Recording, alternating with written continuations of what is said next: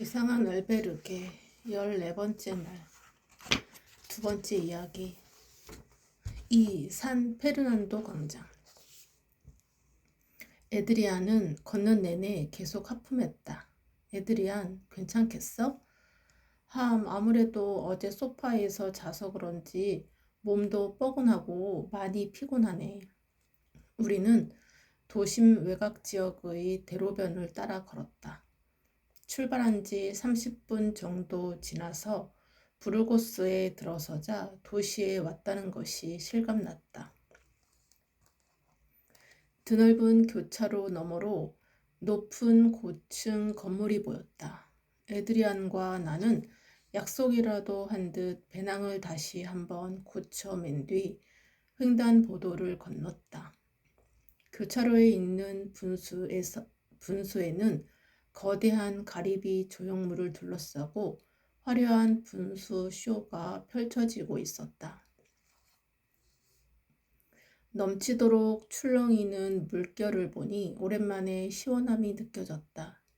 현재 스페인은 가을이라고 하지만 뙤약볕 아래 종일 걷다 보면 선선한 가을은 느끼기 어려웠다. 나는 카메라에 파란 하늘 아래 가리비 조형물 위로 힘차게 솟아오르는 분수를 담았다. 카메라 속의 분수는 실제보다 몇 배 더 시원하게 보였다. 촬영을 끝내고 옆을 보니 에드리안도 스마트폰을 꺼내어 풍경을 촬영하고 있었다. 현대적인 빌딩이 들어선 도시 곳곳에는 고풍스러운 성당들과 꽃으로 가득한 담장 등이 눈에 띄었다. 현대와 과거가 조화를 이룬 부르고스 나름의 아름다움이 특별하게 도드라졌다. 여느 도시와는 또 다른 느낌이었다. 그리고 지난 며칠간 역사책에서나 나올 만한 화려한 고딕 양식으로 지어진 중세 시대의 건물들과 한적한 시골 풍경만 보다가 오랜만에 현대식으로 지은 건물을 보니 새로운 기분이 들었다. 지극히 단순한 선과 면으로만 꽉꽉 채워져 있는 것 같지만 그 나름의 예술적인 멋이 살아있었다. 우리는 한동안 지나치는 모든 것을 담으려는 듯 촬영에 집중했다. 도심으로 더 들어가자 한적했던 길이 어느새 인파로 북적였다. 사람들이 세련되고 깔끔한 차림새를 하고 있었다. 문득 두세 걸음 앞서가는 에드리안을 보니 복장이 좀 꾀재재해 보이는 것 같았다.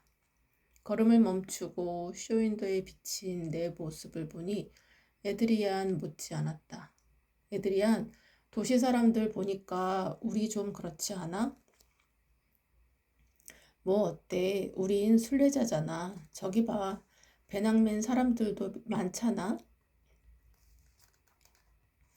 에드리안의 말처럼 배낭을 맨 다른 순례자들의 모습도 꾀재재했다. 나는 그 모습에서 조금 위안을 느꼈다. 순례길에서의 꾀재함은 어찌 보면 순례자에게는 당연한 것이었다. 우리는 번화한 도심 속을 지나 반대편에 위치한 공립 알베르게로 향했다. 알베르게로 향하는 부르고스 도심의 길 양쪽으로는 로드샵들이 꽉 차 있었고 사이사이 음식점이나 카페도 많이 눈에 띄었다. 쇼윈도 안에 깨끗한 의상들이 다른 세상의 것처럼 느껴졌다. 오랜만에 눈을 호강시키며 걷다 보니 어느새 공립 알베르게 입구에 다다랐다. 골목 너머로 부르고스 대성당의 첨탑이 보였다. 이 정도로 가깝게 있을 줄은 미처 몰랐다. 이 공립 알베르게는 외양부터 돋보였다.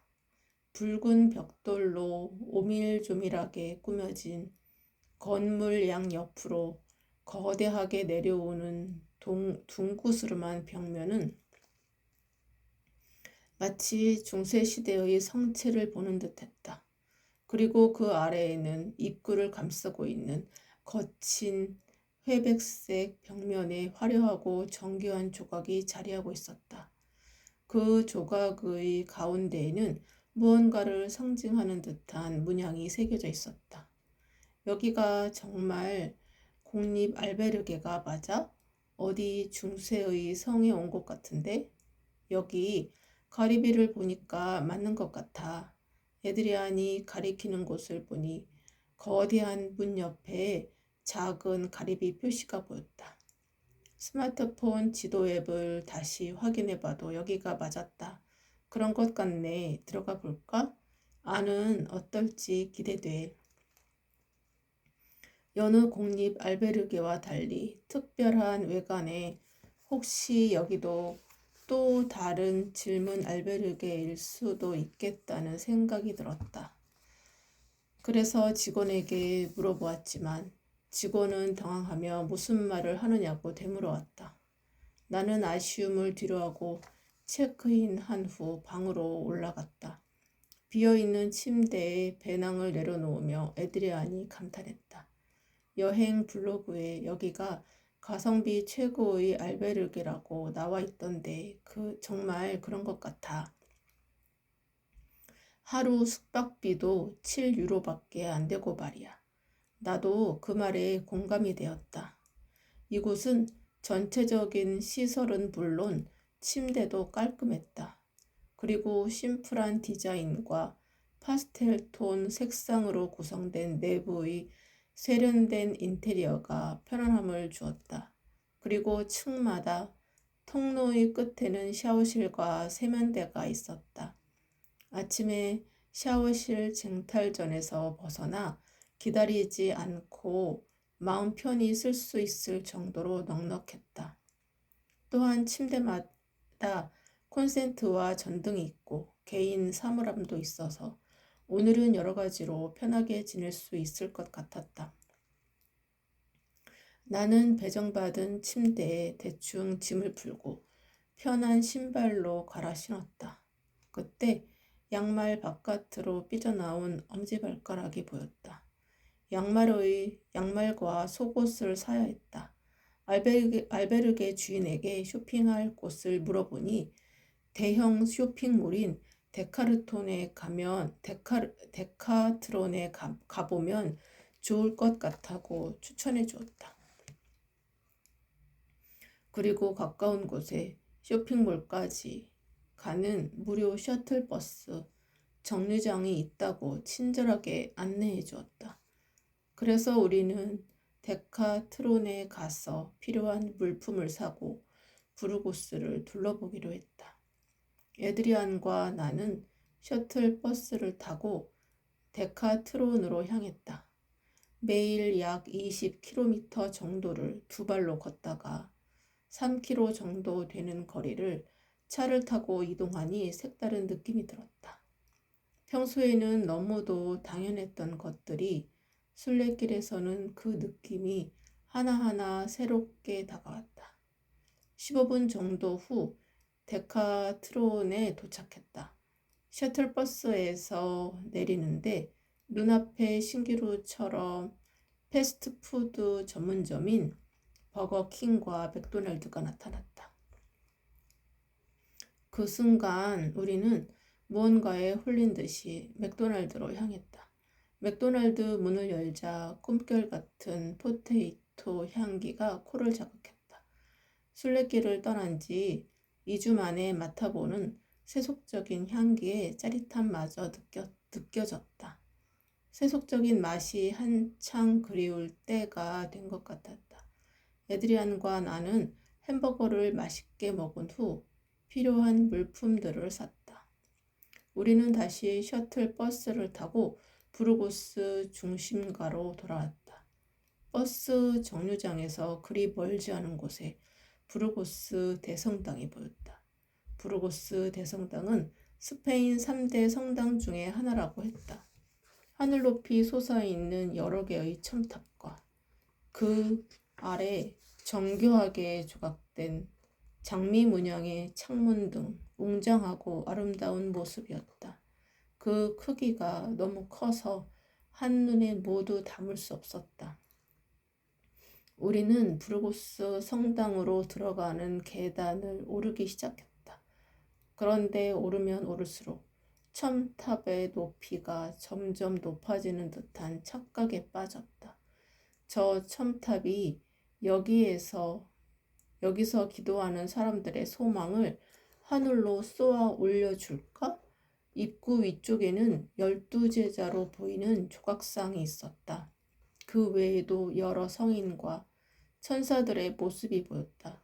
부르고스 대성당 안에는 각각의 주제를 가진 15개의 소 예배당이 있었다. 나는 첫 번째 예배당으로 들어갔다. 안에는 커다란 제단이 있었다.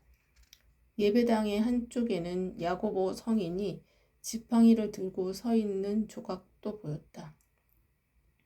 중앙 제단으로 향하는 도중에 난간 가득 금빛 조각이 있는 계단이 나왔다.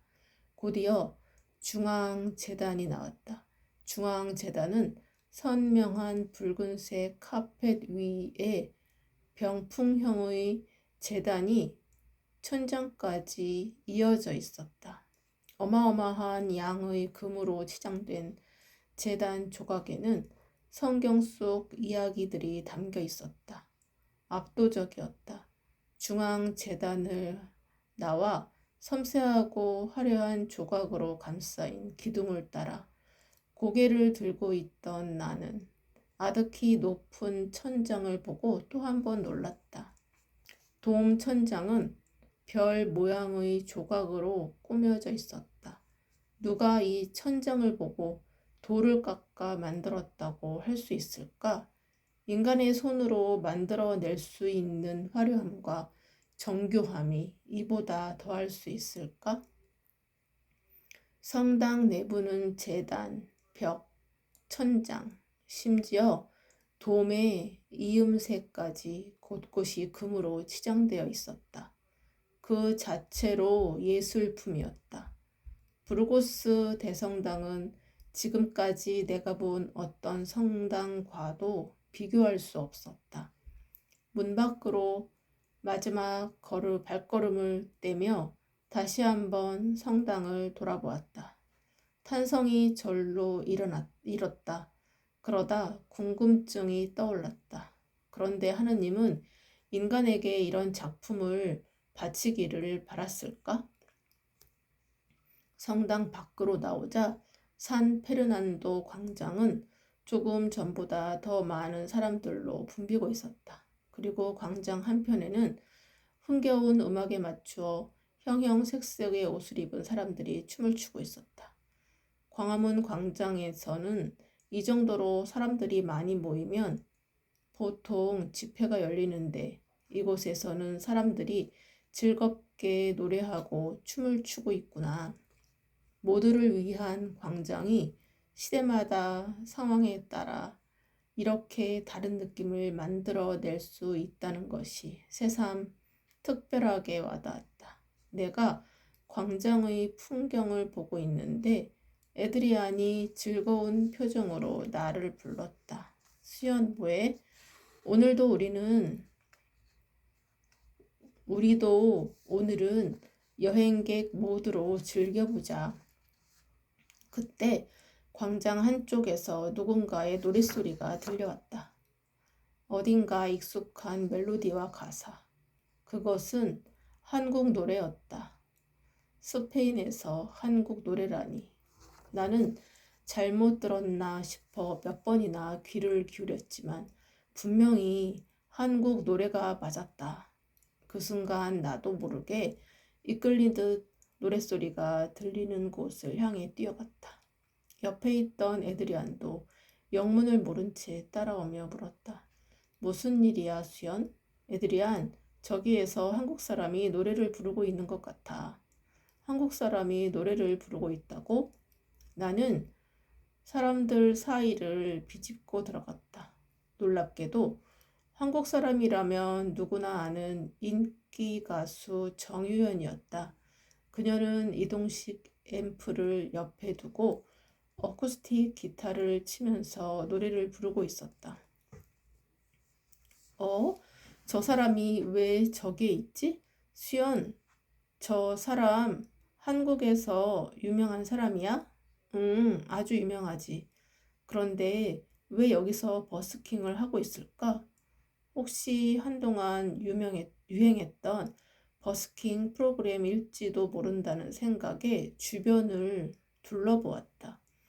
그녀의 매니저로 보이는 사람과 관계자 2명 정도만 있었고 그 외에 방송국 스태프처럼 보이는 사람은 아무도 보이지 않았다.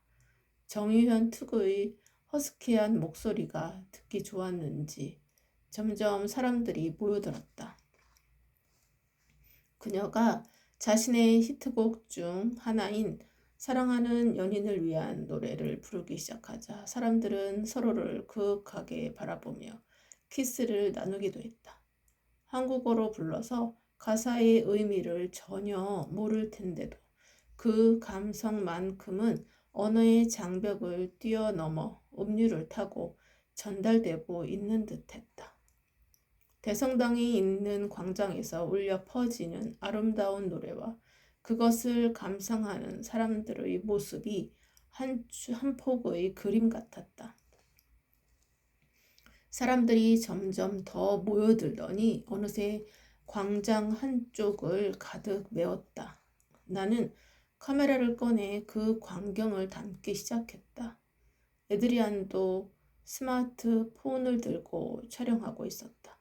그녀는 몇 곡의 노래를 더 부른 뒤 한국에서도 특히 인기가 많았던 곡을 마지막으로 들려주었다. 외국에서 듣는 그녀의 노래는 매우 감동적이었다. 그곳에 있던 사람들도 노래에 젖어 처음 보는 한국 가수에게 점점 빠져들고 있었다. 어떤 사람은 스마트폰에 감사합니다라고 한국어로 써서 노래하는 가수에게 보여주기도 했다. 그녀는 사람들의 반응에 감동했는지 노래를 마친 뒤 2손을 모아 가슴에 대고 고개를 숙이며 인사했다. 인터뷰만 할 수 있다면 정말 특종인데 정유현 씨를 여기서 만나다니 팬심과 PD로서의 직업정신이 교차하는 순간이었다. 나는 이때다 싶어 자리를 뜨려는 그녀에게 재빨리 다가갔다. 몇 미터 안 되는 거리를 걸어가는 짧은 순간 많은 생각이 떠올랐다. 그녀가 인터뷰를 수락해 줄까? 만약 그렇다면 무엇을 먼저 물어야 할까? 나는 긴장과 흥분을 삼키며 말을 건넸다. 안녕하세요. 저는 JBS PD 오수연이라고 합니다. 여기서 만나게 되어 무척 반갑습니다. 평소에도 정유현 씨 팬이에요.